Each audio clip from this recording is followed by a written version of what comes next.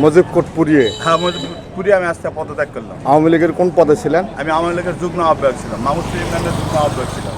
আমি মুজিবপুর করলাম এই জন্য যে আমি আওয়ামী লীগ দলকে আজ থেকে পদত্যাগ করলাম। জয়পুরহাটের খেতলালে প্রকাশ্যে মুজিব কোট পুড়িয়ে দল থেকে পদত্যাগ করেছেন রেজাউল করিম নামের এক আওয়ামী লীগ নেতা।